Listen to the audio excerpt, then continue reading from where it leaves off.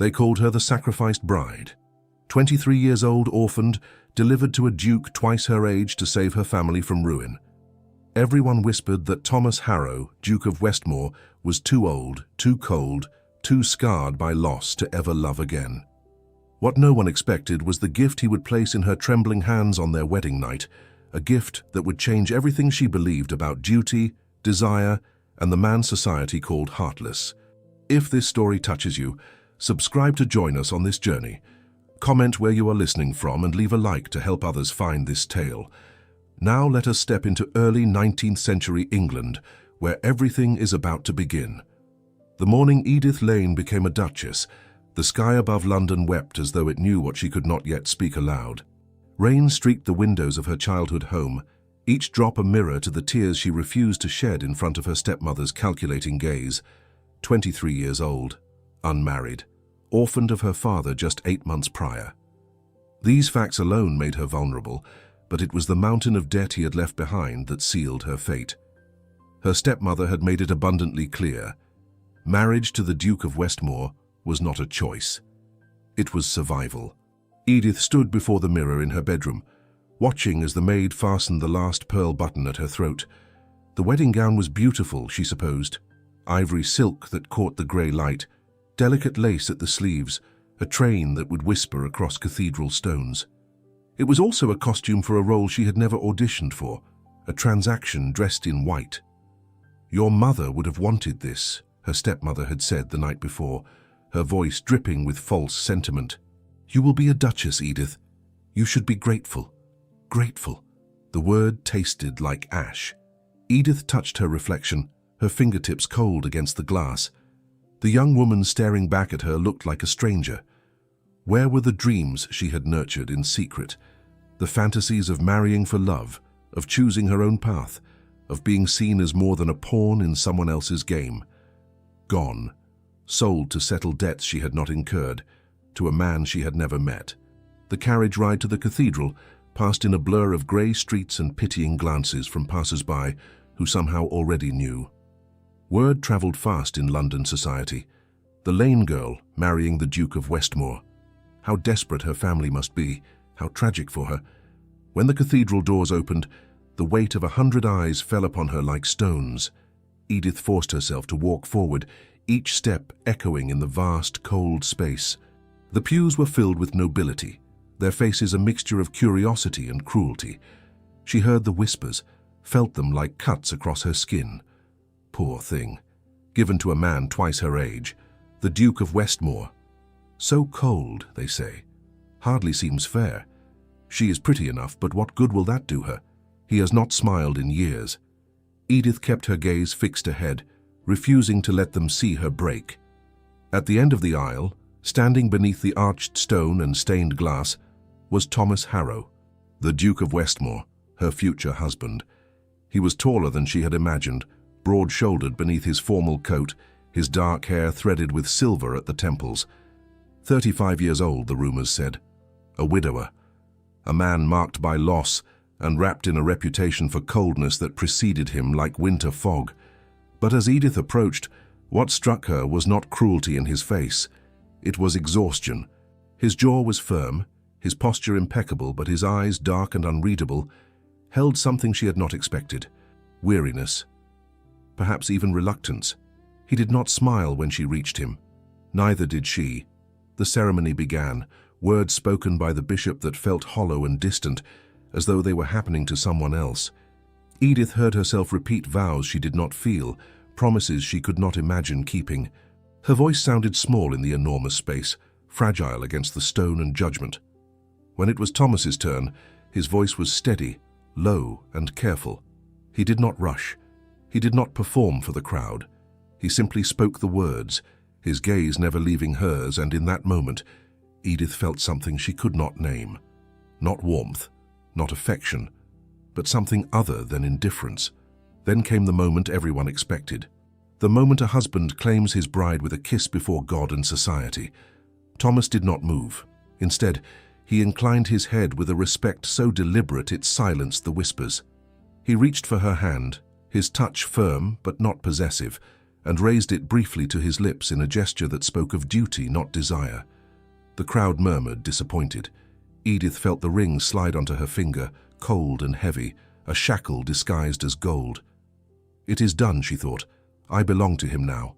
But Thomas released her hand as quickly as he had taken it, and when she looked up at him, she saw no triumph in his expression, only something that looked unsettlingly like sorrow. The bishop pronounced them man and wife. The congregation rose. The organ swelled with music meant to sound joyous but felt anything but. Edith walked back down the aisle on the arm of a stranger, the weight of the ring pressing into her finger, the eyes of London society boring into her back. Outside, the rain had softened to a mist. The ducal carriage waited, black and imposing, a pair of matched horses stamping impatiently. Thomas handed her inside with the same careful formality he had shown at the altar, then took his seat across from her, not beside her. The door closed. The carriage lurched forward. Silence filled the space between them, thick and uncomfortable. Edith stared at her hands, at the ring that marked her as his. She thought of the life she had imagined, the one where she would marry a man who looked at her with longing, who whispered promises in the dark, who chose her because he could not imagine living without her. That life was gone. In its place was this, a carriage rolling toward a future she had not chosen, beside a man who wore his title like armor. I will be nothing but another piece of his legacy, she thought bitterly, a duty fulfilled, a wife in name only. He does not want me. He never did. But then, as the city gave way to open countryside, she felt his gaze on her. Edith glanced up, expecting coldness or detachment. Instead, she found Thomas looking at her with an expression she could not quite read. His jaw was tight, his hand gripping the head of his walking stick with enough force that his knuckles had gone white. For a heartbeat, she thought she saw something flicker across his face. Pain. He looked away quickly, turning his attention to the window, but the image stayed with her. The Duke of Westmore, the man society called heartless, holding on to his composure with the same desperation she felt in her own chest. The carriage rolled on, carrying them both toward Harrowmore Hall, toward a life neither of them had asked for, toward something neither of them could yet see coming. The journey north stretched through afternoon into evening, the landscape growing wilder with each mile. Edith watched forests give way to moorlands, the rugged beauty of Yorkshire unfolding beneath a darkening sky. Thomas spoke only once, asking if she needed to stop. His voice was courteous, careful. She declined, and silence returned like a third passenger between them. She studied him when she thought he was not looking. The strong jaw, the restless fingers that drummed once against his knee before stilling, the shadows beneath his eyes that spoke of burdens carried alone. He was handsome, she realized, not boyish but weathered and solid, strength earned rather than inherited. But handsome or not, he remained the man who had purchased her future. As sunset painted the moors amber and rose, the carriage turned onto a long drive. Edith's breath caught. Harrowmore Hall rose before them like something from a ghost story. Ancient dark stone absorbed the fading light. Ivy climbed in thick curtains. Dozens of windows stared like watchful eyes. Towers flanked the main structure, and beyond stretched gardens surrendering to wilderness. Imposing, intimidating, beautiful in a way that made her feel impossibly small. This is my home now, she thought, and the word felt foreign. Servants assembled before the entrance. Thomas descended first, then helped her down, his hand steady, his grip neither possessive nor distant. Their eyes met, and she saw something flicker, concern, perhaps apology, before he released her. The housekeeper came forward, a woman of perhaps 50 with sharp eyes. She curtsied deeply. "Your Grace, welcome to Harrowmore Hall. I am Mrs. Dawson. We are honored to serve you." The words were respectful, but Edith heard the assessment beneath them. "Thank you, Mrs. Dawson," she managed.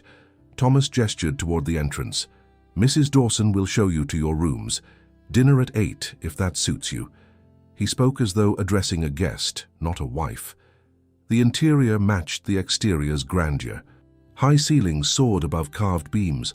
Portraits of generations lined the walls, their eyes following Edith with expressions ranging from proud to severe. Suits of armor stood sentinel. Tapestries depicted hunting scenes and family crests. Everything spoke of legacy, of bloodlines stretching back centuries. Edith felt like an interloper playing dress-up in a world that would never accept her. "Your chambers, Your Grace," Mrs. Dawson announced, opening a heavy oak door. Edith stepped inside and stopped. The room was enormous. A four-poster bed dominated the space, draped in burgundy velvet. Fire burned in the marble fireplace, casting dancing shadows. Thick carpets muffled her steps. Windows overlooked gardens stretching toward moorland.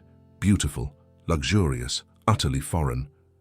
"I hope everything is satisfactory," Mrs. Dawson said. "Mary will serve as your lady's maid. If you need anything, pull the bell cord." "Thank you," Edith whispered. Alone, she walked slowly around the room, touching things to confirm they were real. The silk bed curtains, the cool marble mantelpiece, everything perfect, everything cold. A knock startled her. A young maid entered. "Begging your pardon, Your Grace, but His Grace asked me to bring this." She held out a cloth bundle. Edith unwrapped it slowly. Inside lay a shawl of deep blue wool, carefully mended in places, clearly well loved. A note was pinned to it. "The evenings here grow cold even in summer. This belonged to my mother. I thought you might find it comforting.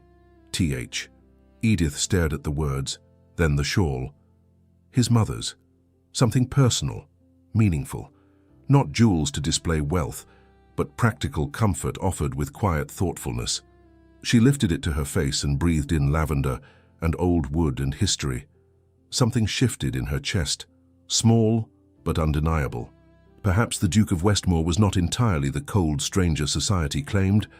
When dinner came, Mary helped her into pale green silk. Edith wrapped the blue shawl around her shoulders and descended through corridors that felt less hostile now. Thomas stood by the fireplace, wineglass in hand. When she entered, his gaze went immediately to the shawl. Something eased in his expression. "I hope you found your rooms comfortable," he said, pulling out her chair himself. "They are beautiful," Edith replied. "Thank you. And thank you for the shawl. I'm glad it suits you." He took his seat across polished mahogany and silver candelabras. "My mother was fond of it. I thought it might help this place feel less like a stranger's house." The admission surprised her. She looked at him properly and saw what she had not expected. Uncertainty.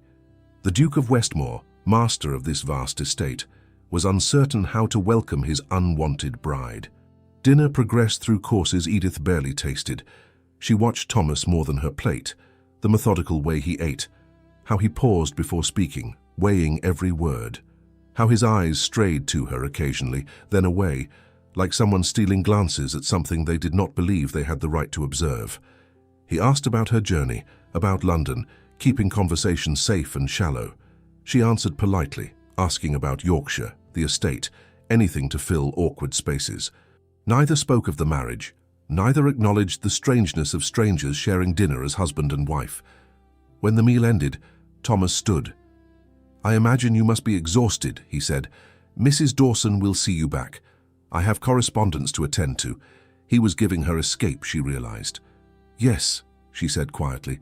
"It has been a long day." "Indeed." He inclined his head. "Sleep well, Edith." Her given name in his low voice sent unexpected warmth through her. "Good night, Thomas." His eyes widened slightly, but he said nothing more. He simply bowed and left, footsteps echoing until silence swallowed them. Back in her chambers, Mary helped her prepare for bed. The four-poster loomed vast and cold, despite the crackling fire. "Will there be anything else, Your Grace?" "No, thank you, Mary." The maid curtsied and slipped out. Edith stood alone in wedding night chambers, wearing a nightgown meant for a bride, in a bed meant to be shared. But Thomas did not come. Minutes stretched into an hour, then two. The fire burned lower. The house settled with creaks and whispers. He will not claim his rights tonight, she thought, relief and confusion mingling. She should be grateful. She was grateful. And yet some small part wondered why. Was she so undesirable? Or was there something else at play about the man she had married? Edith was about to extinguish the lamp when she noticed something on the dressing table, a small box covered in midnight blue velvet. Her heart raced as she approached, bare feet silent on carpet. She had not heard anyone enter. The maid must have placed it while she bathed. With trembling fingers, Edith opened the box. Inside, cushioned on ivory silk, lay a single silver key. Edith stared at the silver key resting on ivory silk. The firelight caught its surface, making it gleam with unexpected significance. Her hands trembled as she lifted it. The metal was cool, surprisingly light, beautiful in its simplicity. No elaborate scrollwork, just polished silver with delicate etching near the bow. But what did it unlock? Then she saw the folded paper hidden beneath, in the folds of silk. Her heart hammered as she retrieved it. The same handwriting from earlier covered the page. She moved closer to the lamp. The words made her world tilt. "My lady, this key is for your chamber door. The lock was installed this afternoon at my instruction. You alone decide when it is locked and when it remains open. You decide who may enter, including myself. I will not take what is not freely given. I will not demand what you are not willing to offer. No heart should be forced, no choice stolen in the name of duty or law. You are safe here. You are free here as much as any woman in your position can be free. When and if you choose otherwise, I will be honored. Until then, I remain at a respectful distance. Sleep well. Thomas Harrow." Edith read the words once, then again, her vision blurring with unexpected tears. A key, not to bind her, but to protect her. The power to lock him out, the choice to let him in. In a world where women were property, where marriage meant submission, where her family had sold her to settle debts, Thomas Harrow had given her something revolutionary: control, agency, choice. The tears spilled over. She pressed the letter to her chest, the key clutched in her other hand, and sank onto the bed. For the first time since her father died, Edith wept not from fear or grief, but from relief so profound it shook her. She cried for the terrified girl she had been that morning. She cried for lost dreams. She cried because a man she expected to be cruel had instead offered kindness that felt like revolution. When the tears subsided, Edith looked again at the letter. Who was Thomas Harrow? Society called him cold. Her stepmother warned he would be demanding, entitled, perhaps cruel. The gossips painted him as hardened by loss, incapable of warmth. Yet this letter spoke of respect, patience, understanding what powerlessness meant. She walked to the door. A new lock gleamed in the firelight. She inserted the key and turned it. The bolt slid home with a quiet click that sounded like safety. She had a choice. For the first time in 8 months, Edith had a choice. She tested the mechanism again, marveling at the simple power it represented. Tonight, the door would remain locked. She needed time to understand this gift, to reconcile the man she married with the monster she had been told to expect. But as she climbed into bed, the key on the nightstand, Edith found herself thinking not of fear, but of curiosity. Who are you, Thomas Harrow? What made you give freedom instead of taking it? Sleep came easier than she had imagined possible. Morning arrived with pale sunlight. Edith woke and reached immediately for the key, confirming it was real. Mary appeared, helping her dress in soft lavender. The maid said nothing about the locked door or the key Edith slipped into her pocket, though her eyes held quiet approval. "Breakfast is served in the morning room, Your Grace," Mary said. "The morning room, please," Edith replied with unexpected decisiveness. She would not hide. She would face Thomas and somehow convey what his gift had meant. A footman guided her to the east-facing morning room, flooded with sunshine. The table was set for 2, but Thomas was not there. Mrs. Dawson appeared. "Good morning, Your Grace. His Grace wished me to inform you that he has ridden out to inspect the tenant farms. He did not wish to disturb your rest." Edith felt unexpected disappointment. "When do you expect his return?" "Not until late afternoon, I'm afraid. He takes these inspections quite seriously." The housekeeper lingered. "If I may say so, Your Grace, His Grace was quite particular about your comfort. He instructed the staff that you are to have complete freedom of the house and grounds." "That is very kind," Edith said softly. Alone with her tea, Edith considered the empty day.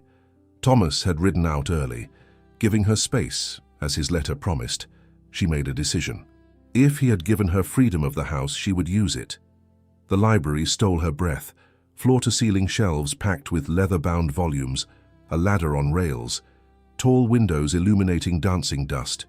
deep chairs near a massive fireplace, and a desk beneath the largest window. She moved through the room like entering a cathedral. Poetry, philosophy, agricultural treatises, scientific journals, history, novels. Many books bore annotations. She pulled down Wordsworth and opened it carefully. In the margins, that familiar handwriting. Thomas's thoughts on poetry. His mind laid bare on the page. The desk held organized stacks, correspondence, estate documents, sketches of crop rotation patterns. Where Thomas worked, where he spent private hours. A man who read poetry, who annotated philosophy, who cared enough about tenants to ride out in person and study agricultural improvements, not the cold aristocrat of rumor. Beyond the library, she found a music room with a well-maintained pianoforte and a portrait gallery where generations of Harrows stared down with varying severity. She paused before one portrait, a woman with kind eyes and a slight smile, wearing a blue shawl. Thomas's mother. The resemblance was clear in the strong features. But where Thomas seemed burdened by shadows, his mother's painted face held warmth. "Your Grace?" A young footman appeared. "His Grace has returned, though earlier than expected. He asked if you might join him in the garden." Her heart leaped. "Of course. Please tell him I will be there shortly." She paused in her chambers to retrieve the key, then hung it on a delicate chain around her neck, hidden beneath her gown. A reminder, a talisman, a promise not to forget what it represented.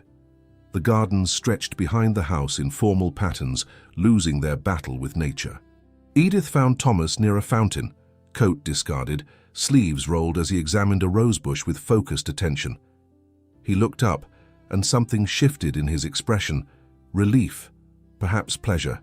"My lady," he said, straightening, "I hope you slept well."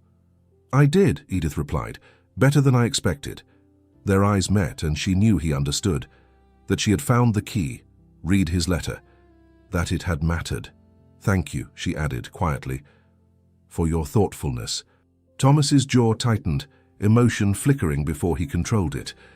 "You need not thank me for common decency." "It was not common," Edith said firmly. "It was extraordinary." He looked away, uncomfortable, and gestured toward the gardens. "Would you care to walk? The grounds are rather overgrown. My mother was the gardener. Since her passing, I have not had the heart to replace what she created." "I think it is beautiful," Edith said, "like something wild being gently tamed, not brutally controlled." Thomas glanced at her sharply, hearing more in her words than intended. They walked in silence, and Edith felt the weight of the key against her chest. The man beside her remained largely a mystery, but with each revelation, the letter, the books, the gardens he could not change, she saw glimpses of someone unexpected, someone worth knowing. The days that followed established a pattern as delicate as morning frost. Edith and Thomas circled each other with careful courtesy, building something neither could yet name. Each morning, Edith found small tokens left outside her door, a book of poetry with a page marked, a single flower from the overgrown gardens. Once, a detailed map of the estate with walking paths traced in ink, and a note in his handwriting. "These routes are particularly beautiful at sunset." She never saw him leave these gifts. He was always gone before she woke, attending to estate matters or riding the moorlands, but each offering spoke of attention, of someone observing what might bring her pleasure. In return, Edith began leaving her own silent replies. A sketch she had drawn of the view from her window. A note thanking him for the book, with her thoughts on the marked poem. Small gestures that said, "I see you seeing me." They took tea together most afternoons in the winter garden, a glass-enclosed room where climbing roses fought for space against the panes. The conversations remained careful, topics chosen for their safety. "Tell me about Yorkshire," she would say, and he would speak of the moors, the changing seasons, the hardy people who farmed the difficult land.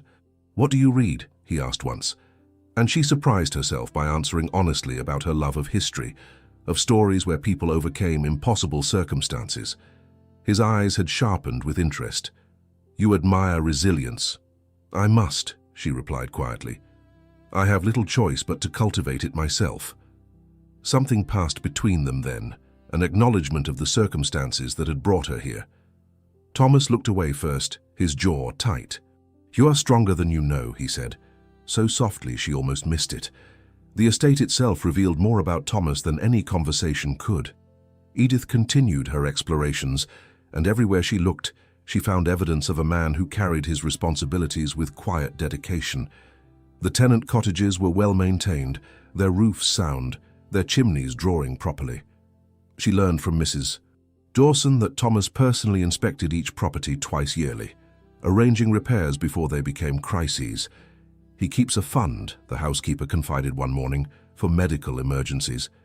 If a tenant family faces illness, he ensures they have access to physicians without docking their rent." "That is uncommonly generous," Edith said. Mrs. Dawson's stern face softened. "His Grace is uncommonly decent, if I may say so. The staff here would walk through fire for him. He treats us as people, not furniture." Another piece of the puzzle that was Thomas Harrow. One afternoon, Edith discovered an observatory tucked into the West Tower. It was clearly a private space. The door had been closed but not locked. She pushed it open with hesitant curiosity. The circular room was dominated by a telescope pointed toward the skylights above. Star charts covered the walls, some printed, others hand-drawn with meticulous care. Books on astronomy filled a small shelf. A worn armchair sat beside a table scattered with notebooks. She picked up one notebook and opened it carefully. Pages of observations, calculations, sketches of constellations. The handwriting was the same that left her morning notes, but here it was, looser, more personal. Occasional thoughts interrupted the scientific notations. Mother always loved Cassiopeia. I see why now. Constant, unchanging when so much else shifts and fades. The stars do not judge. They simply are. Would that humans possessed such grace. Edith's throat tightened. Here was Thomas in his most private moments, seeking solace in the certainty of celestial movements, finding comfort in things beyond human cruelty and loss. "You have found my refuge." She spun, heart leaping. Thomas stood in the doorway, his expression unreadable. "I am sorry," she said quickly. "I should not have intruded." He shook his head, entering the room. "You are mistress of this house. Nothing is forbidden to you." "But this is yours," she protested. "Your private space." Thomas moved to the window, gazing out over the estate. "I have found that private spaces feel less lonely when someone else knows they exist." The admission hung in the air between them, vulnerable and honest. Edith replaced the notebook carefully. "You study the stars." "When I can sleep, which is not often." He glanced at her, something rueful in his expression. "The nights are long in this house." "Do you find peace here?" she asked. "Sometimes. The stars are predictable, constant. They follow laws that cannot be bent by title or wealth or expectation." He paused. "There is comfort in that." Edith understood. "I used to find similar comfort in books," she said.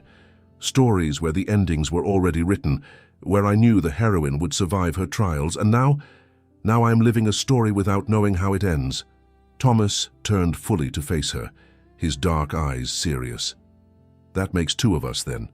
The moment stretched, charged with things neither could quite articulate. Then Thomas cleared his throat and gestured toward the telescope. "Would you like to see?" he asked.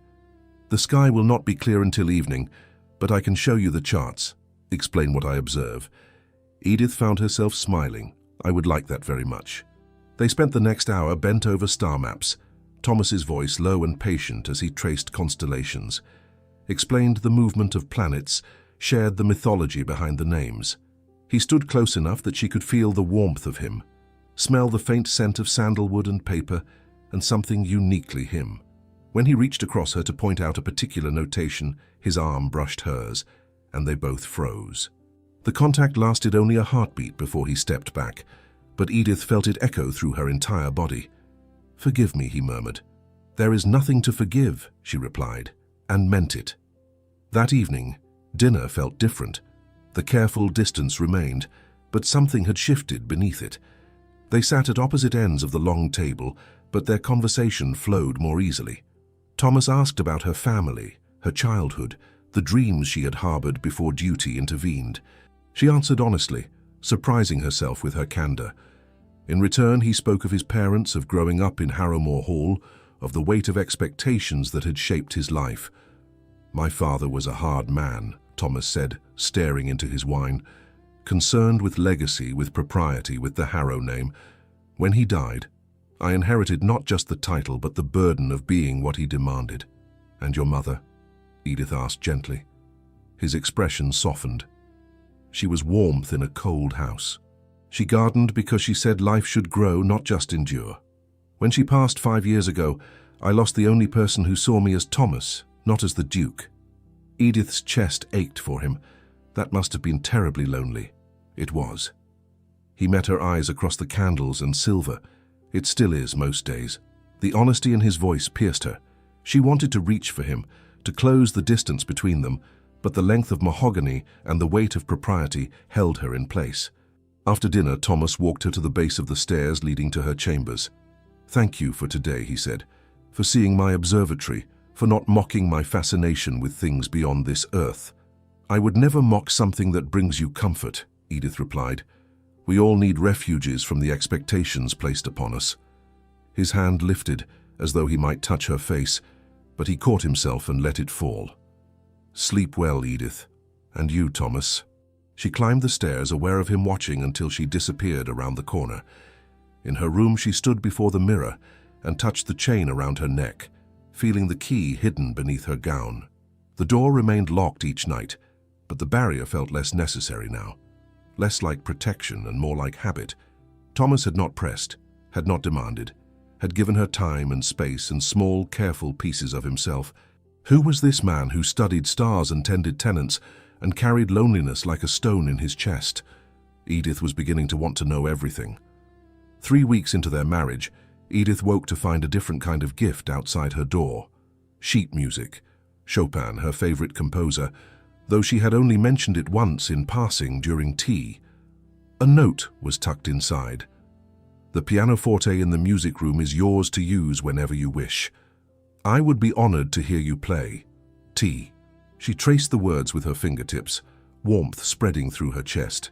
He listened. He remembered. He paid attention to details she barely recalled sharing. That afternoon, Edith made her way to the music room. Sunlight streamed through tall windows, illuminating the instrument that dominated the space. She had not played since leaving London, had not felt the freedom to claim anything in this house as truly hers. Until now. She settled onto the bench, arranged the music, and began to play. Her fingers were stiff at first, clumsy with disuse, but muscle memory returned. The notes filled the room, melancholy and beautiful, and she lost herself in the familiar comfort of creation. She did not hear Thomas enter, did not know he was there until the piece ended, and she looked up to find him standing in the doorway, his expression arrested, unguarded in a way she had never seen. "That was extraordinary," he said quietly. Edith felt heat rise to her cheeks. "I am out of practice. Then I cannot imagine how it sounds when you are not." He moved closer, stopping a respectful distance from the piano. "My mother used to play. I had forgotten how this room could feel alive with music. Would you like me to play something else?" The offer escaped before she could consider it too forward. "Please." He settled into a chair near the window, his long frame relaxing into the cushions. "Play whatever brings you joy." So she did. Piece after piece, some from memory, others sight-read from the music he had given her. She played while the afternoon light shifted and softened, while Thomas sat silent and attentive, his eyes never leaving her. When she finally stopped, fingers aching pleasantly, she found him watching her with an intensity that stole her breath. "Thank you," he said. "I have not felt this much peace in years." Something in his voice made her bold. "You are welcome here any time I play." His throat worked as he swallowed. "I would like that." The pattern shifted after that day. Edith played most afternoons, and Thomas appeared without announcement, settling into his chair by the window. Sometimes he brought correspondence to review, but mostly he simply listened. His presence a quiet comfort that made her music soar. They began taking longer walks through the estate. Thomas showed her the tenant farms, introduced her to families who regarded their duke with genuine respect rather than fear. She watched him discuss crop rotations with elderly farmers, admire children's accomplishments, Listen seriously to concerns about drainage or livestock. This was Thomas without the weight of title. Engaged, thoughtful, present. One afternoon, they walked to a meadow overlooking the moors. Wild grass rippled like water in the breeze, and the sky stretched endlessly above them. "This was my mother's favorite place," Thomas said. "She would come here to think, to escape the confines of the house." "It is beautiful," Edith replied, breathing in the scent of heather and earth. She said it reminded her that the world was larger than one estate, one title, one set of expectations. He paused, his gaze distant. "I think she felt trapped sometimes, despite loving my father." "The role of Duchess can be a gilded cage." Edith heard the question beneath his words. "Is that how you feel?" she asked gently. Thomas turned to her, and for once his careful control slipped. "I do not want that for you. I never wanted that for you." His voice roughened with emotion. "You deserve choice, Edith. You deserve to be courted, to be wanted for yourself, not bartered like property." The admission hung between them, raw and honest. "And what did you deserve, Thomas?" she asked, stepping closer. He looked startled by the question. "I deserved nothing. I accepted a marriage arrangement, same as countless men before me. But you did not have to be kind. You did not have to give me that key, or respect my boundaries, or leave me poetry and flowers." She was close enough now to see the flecks of gold in his dark eyes, close enough to feel the heat radiating from his body. "You could have been cruel and been within your rights. Why were you not?" Thomas's hands clenched at his sides, as though restraining himself from reaching for her. "Because I know what it is to be powerless," he said roughly. "My father controlled every aspect of my life until he died. I swore I would never do that to another person, especially not to someone bound to me by law. So you gave me freedom.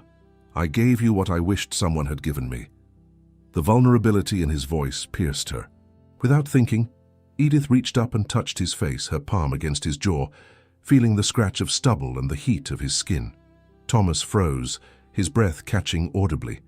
His eyes closed as though her touch caused pain and pleasure in equal measure. "Edith," he whispered, "you do not have to—" "I know," she interrupted. "I know I do not have to. That is why I choose to."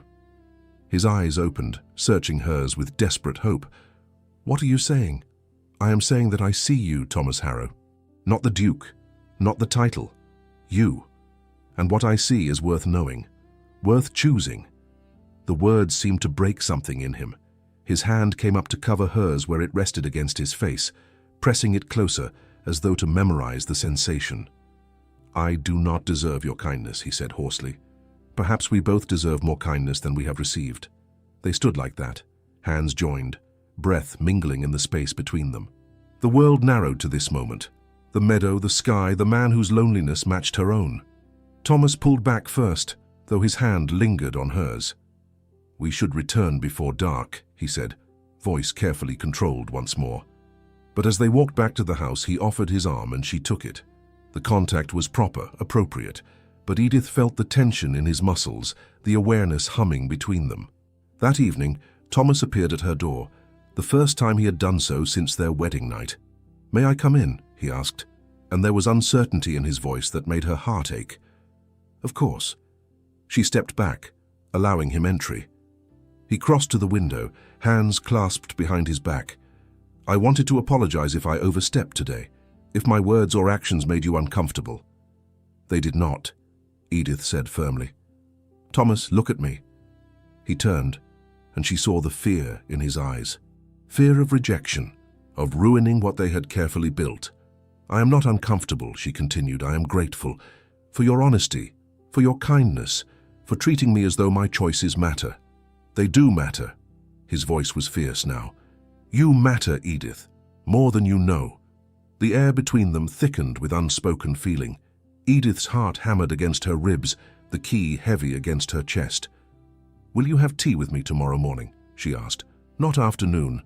Morning. Before you ride out." A slow smile transformed his face, making him look younger, lighter. "I would be honored." After he left, Edith stood in the center of her room, fingers pressed to her lips, pulse racing. The door was still locked, but for the first time, She wondered what might happen if she opened it. Not tonight. Not yet. But soon, perhaps, when she was ready. When the choice felt entirely her own. And the extraordinary thing was this. Thomas would wait. Would respect whatever decision she made, even if that decision was never. That knowledge made her want to choose him all the more. The letter arrived on a grey morning, 3 days after Edith had touched Thomas's face in the meadow. She recognized her stepmother's handwriting immediately, and dread settled in her stomach like a stone. Mrs. Dawson brought it with breakfast, her expression carefully neutral. "From London, Your Grace." Edith waited until she was alone to open it. The words were exactly what she had feared. "My dear Edith, I trust you are settling into your new role. Remember that your duty extends beyond mere presence. The Duke will expect an heir, as is customary. Do not be foolish or sentimental about such matters.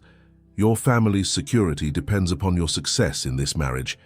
Your stepmother Edith crumpled the letter, anger and shame warring in her chest. Even here, hundreds of miles away, her stepmother's voice reached out to remind her that she was a transaction, a broodmare, a tool for securing wealth and position. The words poisoned what had been a peaceful morning. When Thomas appeared for their now customary morning tea, she could not hide her distress. "What has happened?" he asked immediately, setting down his cup. "You are troubled." "A letter from London," she said tightly. "Nothing of consequence." "Edith." His voice was gentle but firm. "We have been honest with each other thus far. Please do not stop now." She handed him the crumpled paper, watching his face darken as he read. When he finished, his jaw was set like granite. "This is unconscionable," he said quietly, rage vibrating beneath his controlled tone. "To reduce you to such terms, to presume to instruct you on matters that are deeply personal." "She is only saying what society expects," Edith interrupted bitterly. "What you are entitled to expect as my husband." Thomas stood abruptly, moving to the window with rigid shoulders. "I have never expected such things from you. I thought I had made that clear." "You have," she said, "but the world does not care what arrangements we have made privately. They see a marriage without an heir and assume failure. Assume I am failing." "You are not failing," Thomas said fiercely, turning to face her. "You are surviving circumstances not of your choosing with grace and dignity.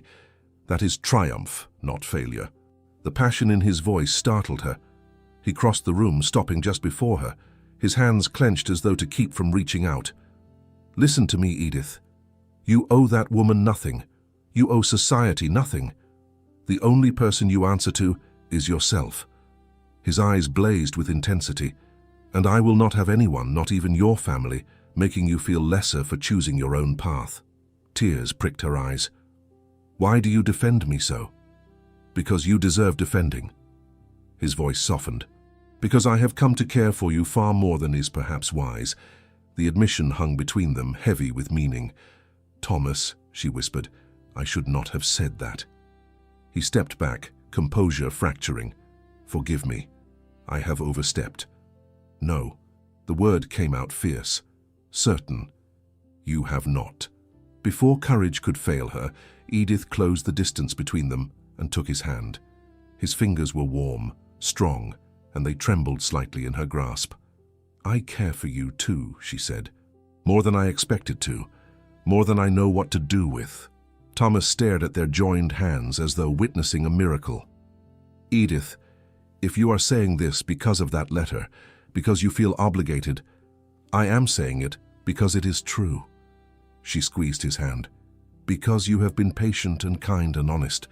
Because you see me as a person, not property. Because when I am with you, I feel less alone than I have in years."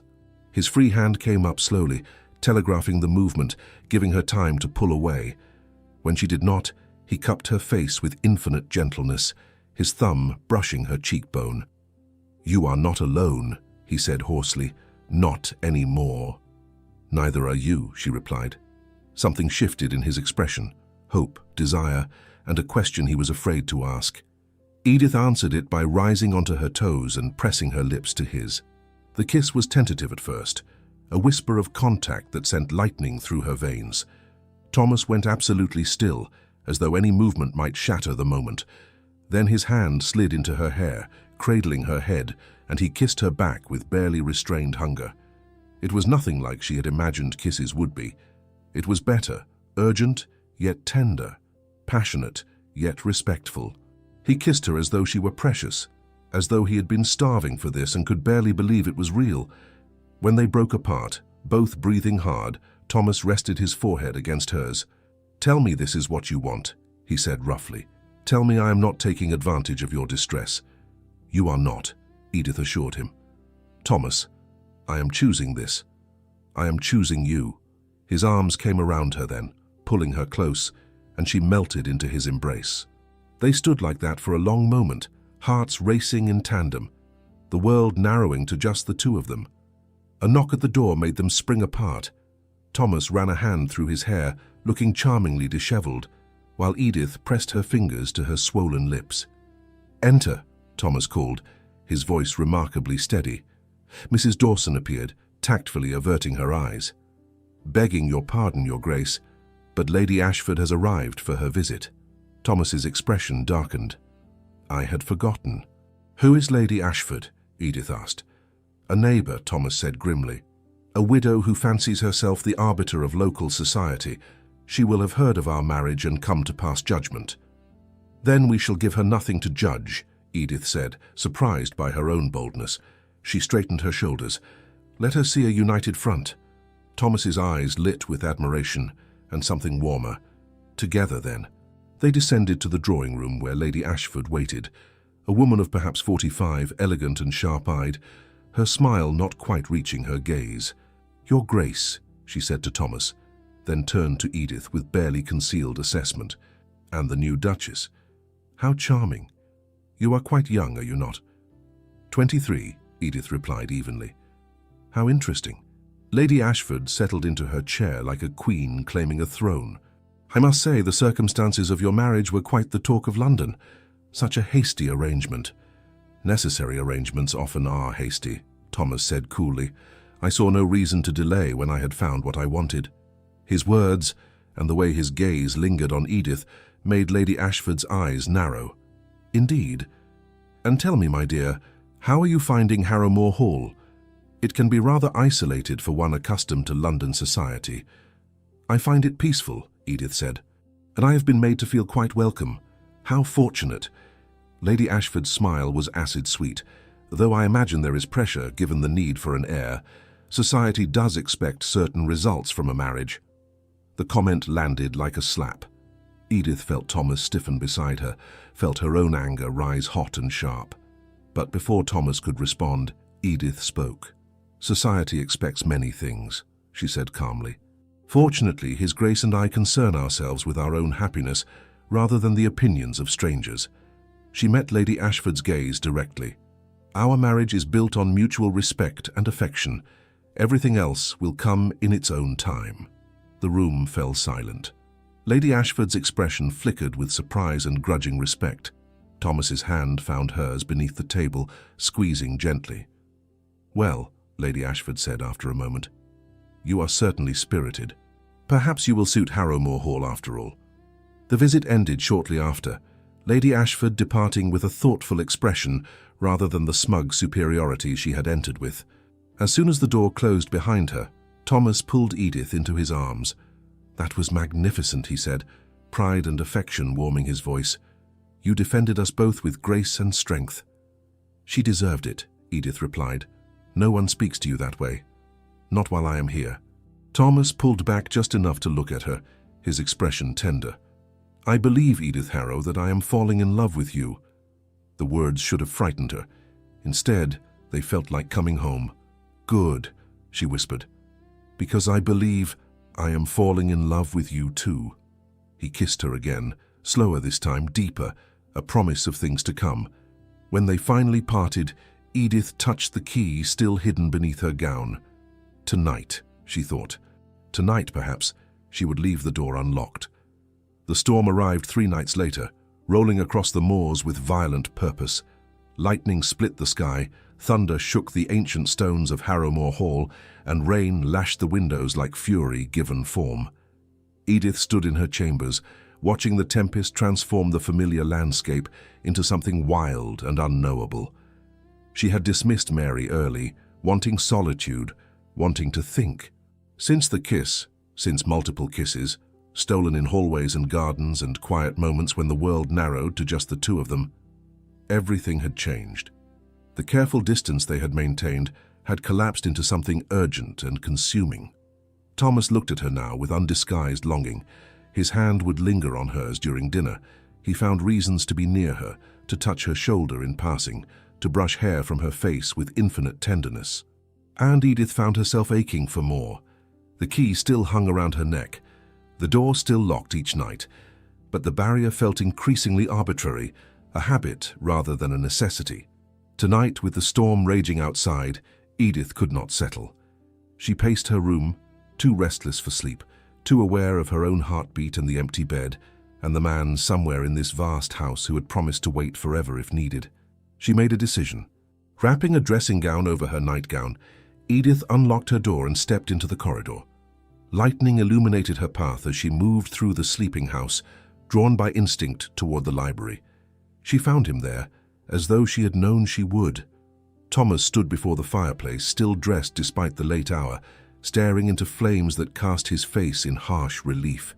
He looked exhausted, haunted, like a man wrestling with demons only he could see. "Thomas," she said softly. He spun, eyes widening at the sight of her in her nightclothes, hair loose around her shoulders. "Edith, what are you doing here? Is something wrong?" "I could not sleep," she admitted. "The storm." Thunder crashed overhead, making them both flinch. "Come, sit by the fire," Thomas said, already moving to guide her to one of the deep chairs. "You are shivering." She had not realized she was. He draped a blanket around her shoulders, his hands lingering a moment longer than necessary. "Why are you awake?" she asked. "It must be past midnight." Thomas returned to the fireplace, bracing one hand against the mantel. "I do not sleep well on stormy nights. Too many memories of what?" He was silent so long she thought he would not answer. Then, quietly, "My mother died on a night like this. A fever that came on suddenly, that no physician could stop. I sat with her while the storm raged, holding her hand, helpless to do anything but watch her slip away." Edith's heart cracked for him. "Oh, Thomas. My father was already gone by then. I was alone in this house, master of everything and connected to nothing." He laughed bitterly. The great Duke of Westmore, with all his wealth and power, unable to save the one person who mattered. "You were not alone in that helplessness," Edith said. "We cannot control death, no matter our station." "No, but we can control how we treat the living." He turned to face her, his expression raw. "That is why I could not do to you what was done to me, could not cage you, demand from you, take from you what was not freely given, because you know how it feels to be powerless, because I swore the day she died that I would never make another person feel as trapped as I had felt my entire life." His voice roughened with emotion. "And then you arrived, this beautiful, frightened woman who had been sold to settle debts, and I saw myself in your eyes, saw that same desperate need for escape. So you gave me the key, so I gave you everything I could. Choice, freedom, time." He moved closer, his gaze intense. "But Edith, I need you to know, it was not only kindness, it was not only duty or pity or any noble sentiment. What was it then?" "It was desire." His voice dropped, intimate and rough. "From that first day, seeing you walk down that aisle with your chin high despite your fear, I wanted you, not as an obligation, not as a wife in name only, but as a woman I ached to know, to touch, to—" He broke off, jaw clenched. "To what?" Edith prompted, standing, letting the blanket fall away. Thomas's eyes darkened as he took in her form, barely concealed by thin fabric. "To claim," he admitted hoarsely, "to make mine in every way. To hear you say my name while I worshipped every inch of you." His hands fisted at his sides. "But I would not, could not. Not while you saw me as your jailer rather than your choice." "And now?" Edith stepped closer, her heart thundering louder than the storm. "How do you see me now?" "Now I see the woman I love. The woman I want so desperately I can barely breathe when you are near. The woman who has every right to leave this room and return to her locked door, and I would honor that choice, even as it destroyed me. Edith closed the remaining distance between them, placing her hands on his chest, feeling his heart race beneath her palms. "I did not come here to return to my locked door," she said clearly. "I came here because I am tired of sleeping alone. Because I want you too, Thomas. I have wanted you for weeks, and I am done pretending otherwise." His breath hitched. "Edith, you must be certain. If we do this, there is no going back." "I know." She rose on her toes, bringing her lips close to his. "I am choosing this. I am choosing you. Not because of duty or expectation or that letter from my stepmother. Because I love you. Because I want to be your wife in truth, not just in name." The words broke his control. Thomas surged forward, capturing her mouth with his, kissing her with all the pent-up longing and desire he had been holding back. His arms wrapped around her, pulling her flush against his body, and Edith gasped at the sensation, the hard planes of him, the heat, the evidence of his want pressing against her. "Are you sure?" he murmured against her lips. "Tell me you are sure." "I have never been more certain of anything." He lifted her then, cradling her against his chest as he strode toward the door. "Where are we going?" "Somewhere with a proper bed," he growled. "I will not take you on a library floor like some desperate boy. You deserve better. You deserve everything." He carried her through darkened corridors as lightning painted the walls silver. Edith buried her face in his neck, breathing in his scent, feeling the strength of his arms and the racing of his pulse. Thomas pushed open the door to his chambers, larger than hers, dominated by a massive bed hung with dark curtains. Fire burned in the hearth, casting everything in warm, amber light. He set her down carefully, as though she might break, and cupped her face in his hands. "Last chance," he said roughly. "If you want to stop, we stop. No judgment, no anger. Tell me now." In answer, Edith reached up and unfastened the dressing gown, letting it pool at her feet. Beneath, the nightgown was thin enough to reveal the curves of her body, the darkness of her nipples, the shadows between her thighs. Thomas made a sound low in his throat. Need and reverence mixed together. "You are so beautiful," he breathed, "so impossibly beautiful."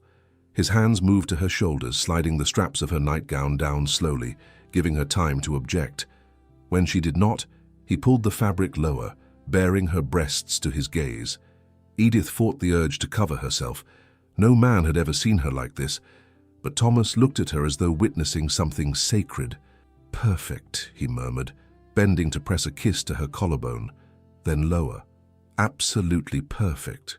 His mouth found her breast, tongue circling the peaked nipple, and Edith gasped at the pleasure that shot through her.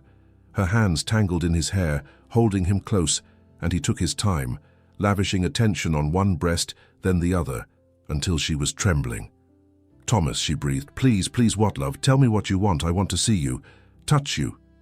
He straightened and began unfastening his shirt with hands that shook slightly. Edith helped, eager now, pushing the fabric from his shoulders to reveal the breadth of his chest. The muscles earned through years of riding and labor, the scars that spoke of a life fully lived. She touched him wonderingly, tracing the contours, feeling him shudder beneath her exploration. "You undo me," he said hoarsely. "Good," she replied, emboldened by his response. "I want to." He backed her toward the bed, lowering her carefully onto the mattress. The nightgown came off completely, leaving her bare before him. Thomas stood for a moment, drinking in the sight, his chest heaving. Then he was beside her, hands and mouth everywhere, tracing her ribs, cupping her breasts, sliding down her stomach to the place between her legs that ached with unfamiliar need. When his fingers found her wetness, they both groaned. "So ready for me," he murmured against her throat. "God, Edith, you feel like heaven." He touched her with expertise born of experience and patience, learning what made her gasp, what made her arch into his hand. The pleasure built slowly, inexorably, until Edith was writhing beneath him, desperate for something she could not name. "Thomas, please, I know, love. I know what you need." He positioned himself above her, still partially clothed, and she felt the hard length of him pressing against her entrance. "This might hurt at first," he warned. "Tell me if you want me to stop." "Do not stop," she commanded. "Do not you dare stop." He entered her slowly, carefully, and there was pain, a sharp burning that made her tense. Thomas froze immediately. "Breathe," he instructed gently. "Just breathe. The pain will pass." She did, focusing on his face, on the love and concern in his eyes. And gradually her body adjusted, the pain fading into something else, something fuller, something right. "Better?" he asked. "Yes." She shifted her hips experimentally. "Yes, better. Move, Thomas, please move." He did, slowly at first, watching her face for any sign of discomfort, but there was only pleasure now, building with each thrust, each slide of his body within hers. They found a rhythm together, urgent and primal, and Edith understood finally why people called this union. They were no longer two separate beings, but something merged and whole. When the pleasure crested, breaking over her in waves that stole her breath and scattered her thoughts, she cried his name. Thomas followed moments later, his own release accompanied by a groan that sounded like prayer and triumph combined. After, they lay tangled together, hearts slowing, bodies cooling. Thomas pulled her close, pressing kisses to her temple, her cheek, her lips. "I love you," he whispered. "I will love you until the stars burn out and the world ends." "I love you too," Edith replied, tracing his jaw with gentle fingers. "My choice, my husband, mine, yours," he agreed, "always yours." Outside, the storm still raged, but inside Thomas's chambers, wrapped in his arms with the key no longer needed between them, Edith had never felt safer or more cherished. This was freedom, this was choice, this was love. Edith woke to sunlight streaming through unfamiliar windows, and the warmth of Thomas's body curved around hers.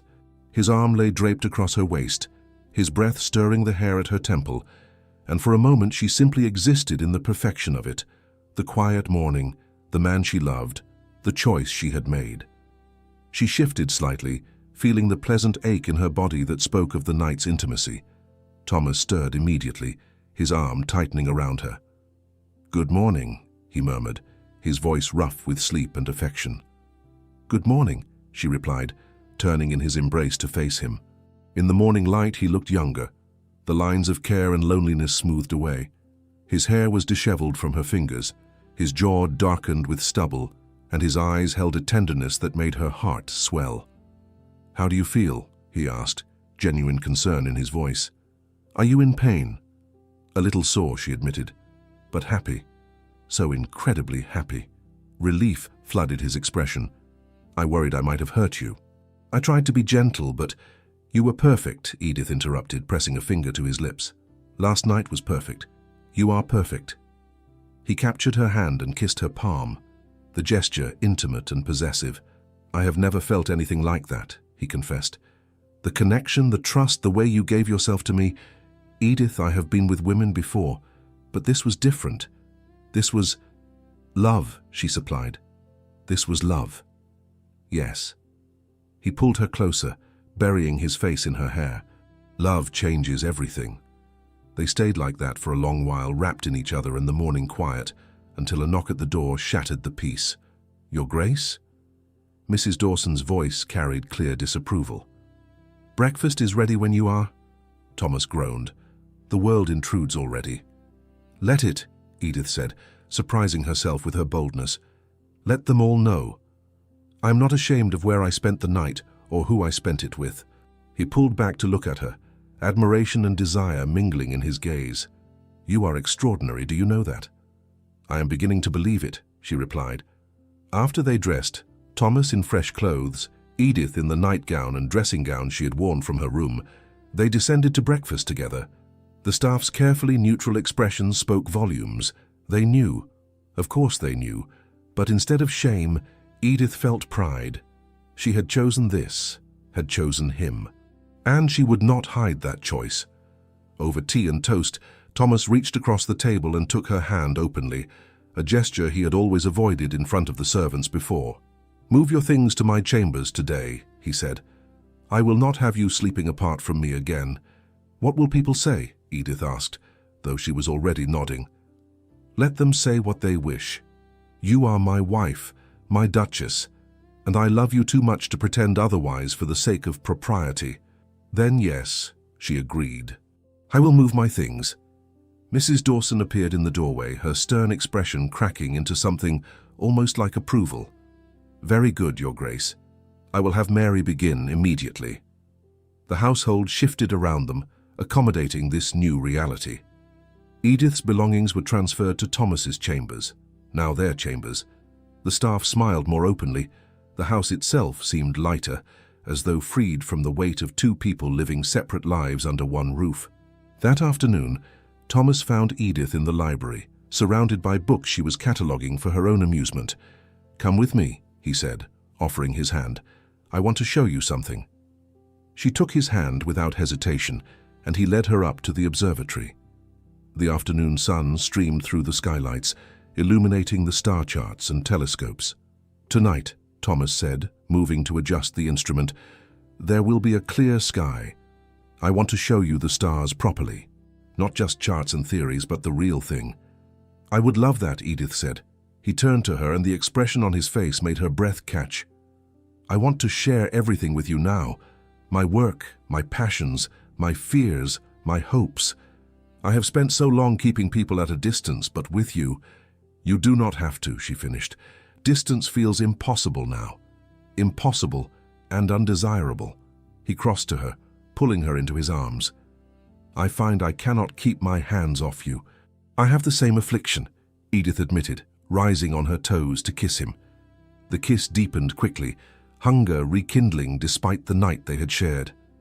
Thomas's hands roamed her body with growing confidence, and Edith melted into his touch, amazed at how natural this felt, how right. "We should stop," Thomas murmured against her mouth, even as his hands continued their exploration. "It is the middle of the afternoon. Is that against some rule?" Edith asked breathlessly. "Probably." He grinned, that rare expression transforming his face. "But I find I do not care." "Then do not stop," she commanded. He lifted her onto the desk, scattering star charts, and positioned himself between her thighs. They came together with less urgency than the night before, but no less passion, learning each other in daylight, exploring what brought pleasure, what made the other gasp or moan or clutch desperately. Afterward, disheveled and flushed, they rearranged their clothing and attempted to restore some semblance of dignity. "I cannot believe we just did that," Edith said, laughing breathlessly. "I can," Thomas replied, kissing her soundly. "And I intend to do it again. Often. In every room of this house, if you will allow it." "Scandalous," she teased. "Delightfully so." He tucked a loose strand of hair behind her ear. "You have awakened something in me I thought long dead. Joy. Hope. The desire to live rather than merely exist." "You have given me the same," Edith said seriously. "You saved me, Thomas, not just from an unhappy marriage to someone cruel, but from a life where I had no power, no choice, no voice. You gave me all of those things. We saved each other," he corrected gently. "I was drowning in loneliness before you arrived. Now I have a reason to wake each morning, to hope for the future, to believe in happiness." They spent the rest of the afternoon together, sometimes talking, sometimes in comfortable silence, sometimes stealing kisses that threatened to escalate into more. The estate could run itself for a day, Thomas declared. Today belonged to them. That evening, true to his word, Thomas brought her back to the observatory after dark. He positioned her before the telescope and adjusted it carefully. "Look," he instructed. Edith peered through the lens and gasped. Stars filled her vision, impossibly bright and close, clusters and nebulae she had never imagined existed. "It is beautiful," she breathed. Thomas stood behind her, his arms coming around her waist, his chin resting on her shoulder. "That is Jupiter," he said, pointing. "And there, that cluster is the Pleiades. The ancient Greeks called them the Seven Sisters." "Tell me their story," Edith said. So he did, spinning myths and legends while the stars wheeled overhead, his voice low and intimate in the darkness. Edith leaned back against him, feeling the solid warmth of his body, the steady beat of his heart, the quiet contentment of being exactly where she belonged. When they finally retired to their shared chambers, Thomas undressed her slowly, reverently, as though unwrapping something precious. They made love again, slower this time, savoring each touch, each kiss, each whispered endearment. "I love you," Thomas said as they lay tangled together afterward. sweat cooling on their skin. "I will spend every day of my life ensuring you never regret choosing me." "I could never regret this," Edith replied, tracing patterns on his chest. "You are the best thing that has ever happened to me, Thomas Harrow, the absolute best." He kissed her forehead, her cheeks, her lips. "Sleep now, love. Tomorrow we begin our real life together." Edith drifted off, wrapped in his arms, the silver key lying forgotten on the nightstand, no longer needed, no longer relevant. The door stood open. Her heart stood open. And the man who had given her freedom had become the person she most wanted to choose, over and over again for the rest of her life. In the darkness, Thomas held her close and marveled at the miracle of it. He had been prepared to live alone forever, to honor his promise of distance and respect, to want without having. Instead, he had been chosen, loved, given the greatest gift, a partner who saw him, truly saw him, and loved what she found. "Thank you," he whispered into her hair, though he was not sure who he was thanking. The universe, perhaps. Fate. The storm that had driven her to his library. Whatever forces had conspired to bring this woman into his life and his arms. "Thank you." Outside, the stars continued their ancient dance, bearing witness to two souls who had found each other in the darkness and chosen to walk together into the light. 6 weeks after the storm that changed everything, Harrowmore Hall had transformed. Music drifted through corridors that had known only silence. Windows stood open to let in fresh air and sunlight. The gardens, while still wild, showed signs of careful tending, roses pruned, paths cleared, beauty emerging from neglect. The change was not only physical. The servants moved with lighter steps, smiled more freely, spoke with warmth rather than careful neutrality. They had watched their duke come alive, had seen the new duchess claim her place, not through demand, but through genuine care and partnership. And everyone knew why. Edith woke each morning wrapped in Thomas's arms, their bodies fitted together with the ease of long practice. They breakfasted together, discussing estate matters and books and plans for the day. He consulted her on decisions about the property, valuing her insights, trusting her judgment. She was no longer a guest in this house, she was its heart. One morning, Thomas appeared with a ledger and a sheepish expression. "I need your help," he admitted, settling beside her in their private sitting room. "The household accounts are a disaster. My steward manages the estate finances well enough, but the house itself, I have been neglecting it." Edith took the ledger and scanned the entries, her practiced eye quickly identifying the problems. "This is simple enough to fix. You just need better organization and someone to review expenditures regularly, would you?" His hand covered hers. "Would you take this on? I trust no one more than you." "Of course," she said, pleased by his confidence. "I managed my father's household before everything changed. I would be happy to manage ours." The word resonated between them, warm and right. Edith threw herself into the work with enthusiasm she had not felt in months. She met with Mrs. Dawson, reviewed budgets, identified waste and necessary improvements. The housekeeper, initially wary, quickly warmed to Edith's practical approach and genuine interest in the staff's welfare. "The servants need better quarters," Edith told Thomas one evening. "The attic rooms are drafty and cold. We should insulate them before winter." "Whatever you think best," Thomas agreed immediately. "Draw up the plans and costs. We will make it happen." She kissed him, grateful for his trust, and he pulled her into his lap with a grin that still made her pulse race. "I have created a monster," he teased. "You are running my estate better than I ever did."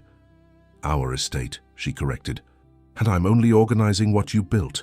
You care for these people, Thomas. I'm simply ensuring that care is systematic rather than sporadic. We make a good team." "We do," she agreed, then kissed him more thoroughly, the ledgers forgotten as his hands slid beneath her skirts.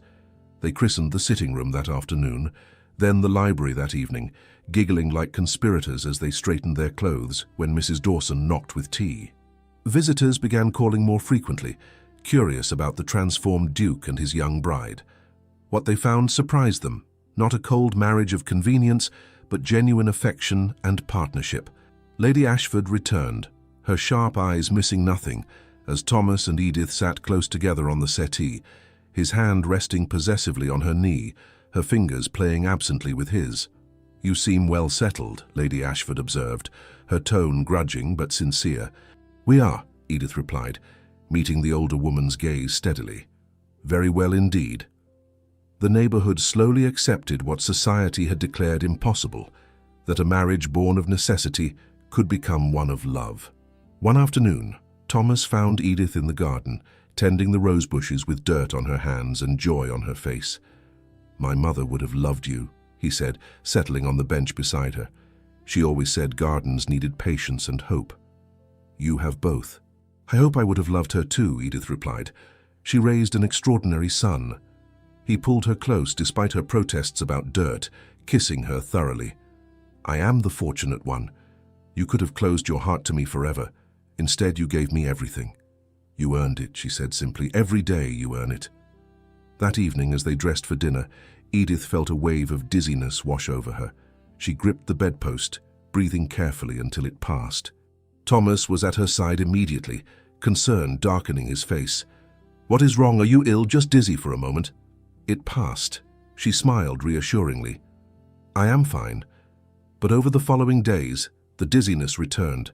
Her body felt different, breasts tender, appetite shifting, a bone-deep fatigue that had her napping in the afternoon sun like a cat. She knew what it meant. Had known, perhaps, before her body confirmed it.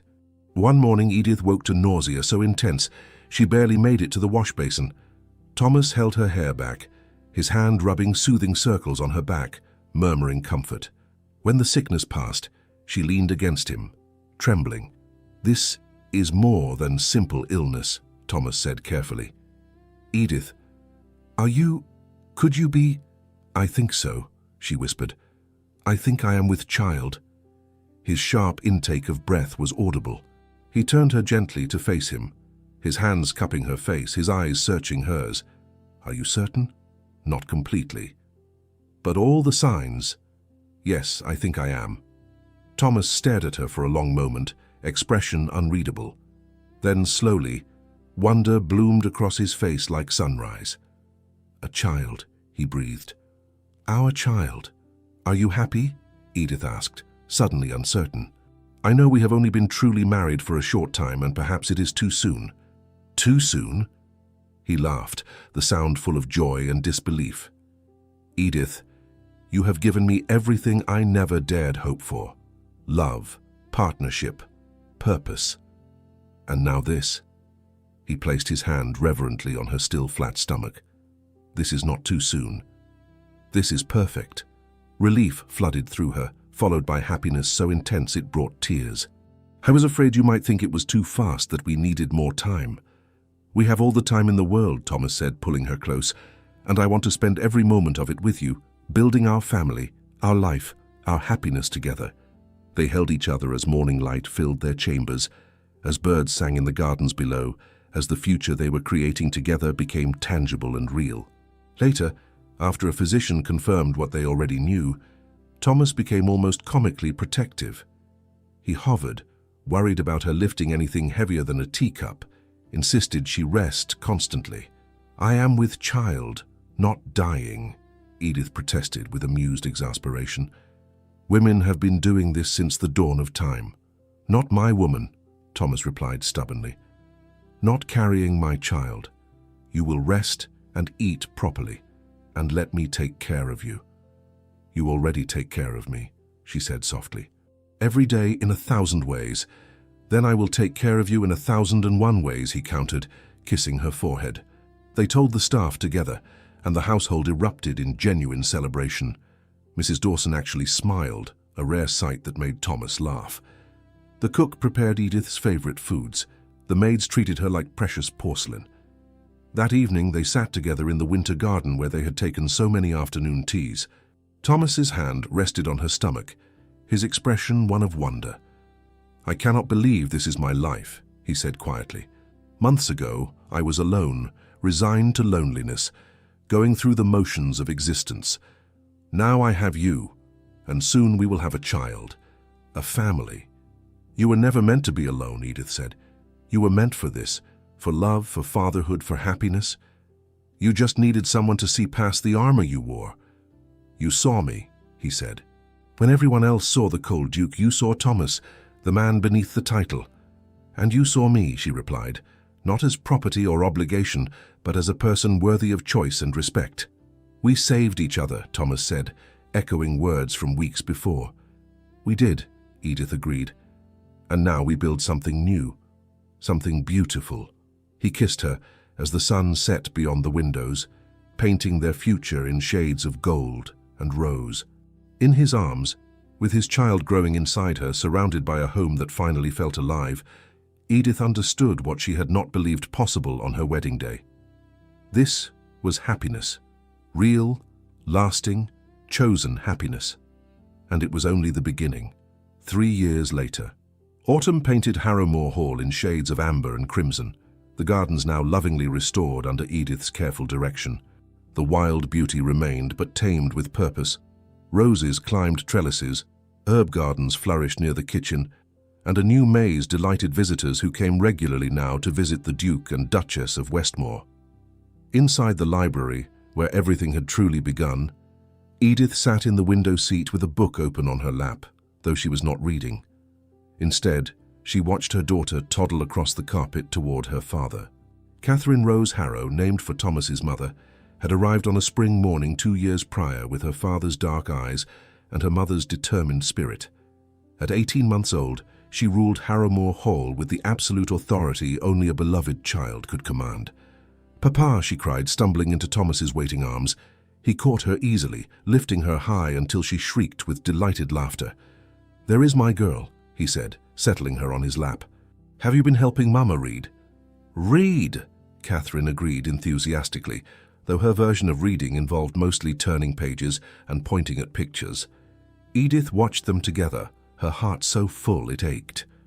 Thomas had transformed even more dramatically than the house, the shadows gone from his eyes, laughter coming easily, his entire being radiating contentment. He caught her gaze and smiled, that private smile reserved only for her. "What are you thinking?" he asked. "That I am impossibly happy," she replied honestly, "that I never imagined life could be like this." "Neither did I." He shifted Catherine to one arm and reached for Edith's hand. "Come here." She moved to sit beside them, and Thomas pulled her close, their daughter between them, a perfect unit. "This," he said quietly, "is everything I never knew I needed. You, Catherine, this life we have built." "Do you remember the day we married?" Edith asked. "How miserable we both were." "I remember thinking I was trapping you," Thomas said, "that I was no better than your stepmother despite my intentions. The guilt nearly destroyed me, and I remember thinking you would be cold and cruel, that I would spend my life as an ornament in a cage." She touched his face, the gesture as natural now as breathing. "We were both so wrong." Catherine squirmed, demanding down, and they released her to toddle toward her toys. The moment of adult conversation would be brief. Parenthood had taught them to see such moments when they came. Thomas stood and walked to the desk, retrieving something from a drawer. When he returned, he held a familiar object, the silver key on its delicate chain. "I found this in your jewelry box this morning," he said. "Do you remember what it represents?" "Freedom," Edith replied immediately. "Choice, the beginning of everything." He pressed it into her hand, closing her fingers around it. "Keep it," he said, "not as a reminder of what you needed protection from, but as a symbol of what we chose. Every day, we choose each other. Every day, we choose this love."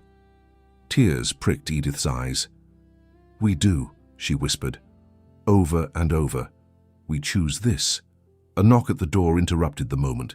Mrs. Dawson appeared, her stern expression long since softened into something approaching fondness.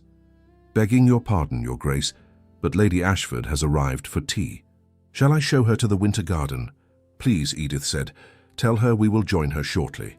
After the housekeeper departed, Thomas helped Edith stand, his hand lingering on her waist. "Are you feeling well?" he asked. "You have been tired lately." Edith smiled, placing her hand over his on her stomach. "I am well." "Very well indeed." His eyes widened with understanding. "Edith, are you—" "I think so," she confirmed. It is early yet, but yes, I believe we will have another child. Joy transformed his face. The same wonder he had shown the first time. Another blessing, he breathed, another gift. They held each other while Catherine played at their feet, while afternoon sun streamed through the windows, while the life they had built together expanded to hold even more love. Later, after tea with Lady Ashford, who had become an unlikely friend and ally, after Catherine had been put down for her nap, Thomas and Edith walked through the gardens hand in hand. They stopped at the meadow where Edith had first touched his face, where vulnerability had cracked open something neither of them could deny. "Do you ever regret it?" Thomas asked suddenly. "Choosing this life? Choosing me?" "Never," Edith said fiercely. "Thomas, you gave me everything, not just comfort or security, but agency, voice, the right to be myself. How could I regret that? I gave you a key," he said. "You gave me a reason to live." "We gave each other freedom," Edith corrected. "You freed me from fear and powerlessness. I freed you from loneliness and resignation. We saved each other." He pulled her close, kissing her forehead, her cheeks, her lips. "I love you, Edith Harrow. More with each passing day. And I love you," she replied. "My choice. My husband. My home." They walked back to the house as the sun began to set, painting Harrowmore Hall in shades of gold. Inside, their daughter would wake and demand their attention. The estate would require decisions.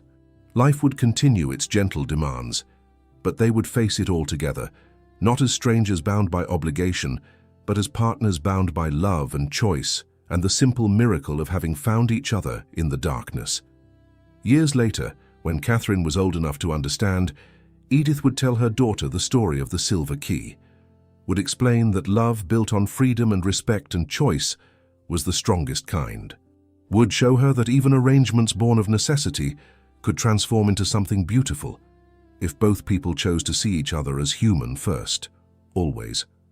And Catherine would carry that lesson forward, as would her younger siblings, who would arrive in due time, filling Harrowmore Hall with laughter and love and the sound of a family that chose each other daily. The silver key remained in Edith's jewelry box, a relic of darker times and the beginning of light. She would take it out sometimes, running her fingers over the smooth metal, marveling at the journey it represented, from transaction to partnership, from duty to desire, from cage to freedom, from loneliness to love. Thomas had given her a key when he could have taken everything. In return, she had given him her heart when she could have remained forever closed. And together, they had built a life that neither had dared dream possible, a home that breathed, a love that endured, a future bright with promise. This was their story, not of a bride delivered to a duke, but of two people who saved each other and chose every single day to continue choosing love. And they lived truly and completely, happily ever after.